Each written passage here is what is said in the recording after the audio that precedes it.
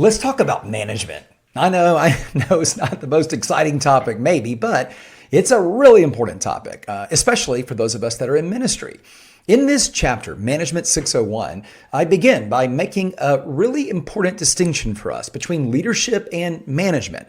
These terms are often used interchangeably, but they are actually quite different. Leadership is about setting the vision, inspiring people, and charting the course, while management, on the other hand, is about making sure that things run smoothly, that the day-to-day operations are efficient and effective. Now, here's the interesting part. Leadership and management actually need each other. They're like two sides of the same coin. Effective managers need to be good leaders. They need to be able to motivate and inspire their teams. And good leaders need to have strong management skills to make sure that their vision actually can get implemented. But here's the catch.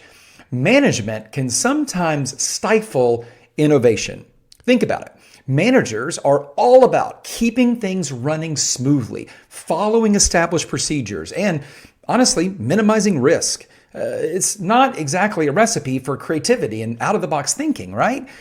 This is why some companies create separate R&D departments to give innovators space to experiment without being bogged down by management structures. So, in our church, how do we strike a balance between leadership and management? How do we create a church culture that is both well-managed, but it can also be innovative?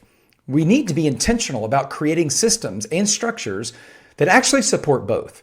This chapter is about management, so let's just focus there for a moment. There are 4 core functions to management: planning, organizing, leading, and controlling. Now, these may sound like dry business school concepts, but they are very relevant to your ministry.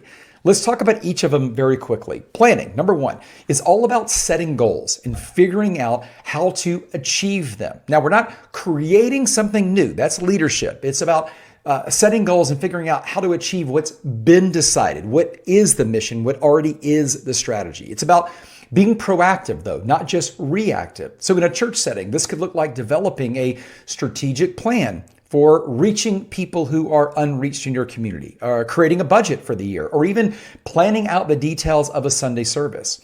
Organizing, number 2. Organizing is about arranging tasks, people, and resources in a way that makes sense. It's about having clear roles and responsibilities so everyone knows what they're supposed to be doing. This could involve setting up different ministry teams, or creating volunteer schedules, or even just organizing the church office. Leading. Now, leading in a management context is about motivating and guiding people to work together towards that common and already agreed upon goal.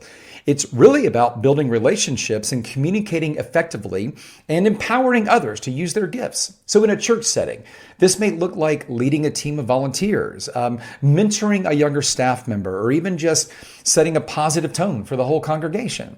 And then here's the last one, number 4, controlling. Controlling is about making sure things are on track. It's about setting standards, measuring progress, and making adjustments as needed. In a church setting, this could involve tracking attendance, evaluating the effectiveness of different ministries or approaches, or even just making sure that the church finances are in order, that they're being controlled. Now, don't miss this.